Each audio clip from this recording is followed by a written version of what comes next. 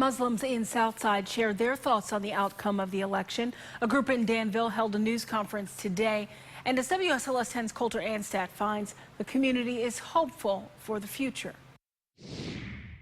Behind me here are the 4 members of the Muslim community here in Danville that held the press conference today to address issues that they are concerned with here in their local community. But one thing, surprisingly, that they are not concerned with is the outcome of last night's presidential election. For these 4 Muslims, Donald Trump's remarks about Muslims over the course of his campaign don't mean much. A lot of what he says is emotionally charged to get an emotional response. They believe now that Trump is president, the government's system of checks and balances will limit what he says and does regarding Muslims in the United States and Muslims who want to come to the United States.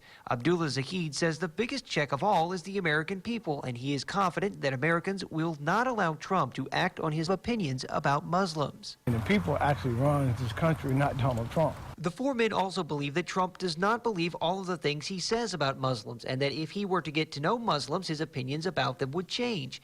If that doesn't happen, though, Muslims could have a harder time immigrating to the United States or may not even be allowed at all.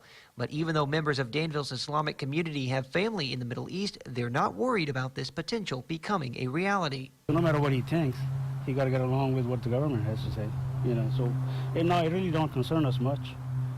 And I think that was a big talk before election. I think now it's going to be a totally different game. Abdul Hakim Abdullah, president of Virginia's Muslim Men in Action chapter, also believes Trump will change his game. When you have Muslims that still have relatives in that country, they are hard-working, honest Muslims here, and they just want to get their families out of these war-torn countries and stuff like that, I think he will have to hear that. Those 4 Muslims you just heard from there say Donald Trump's toned-down acceptance speech last night is what gives them hope that he will in fact change as time goes on. In Danville, Coulter Anstad, WSLS 10.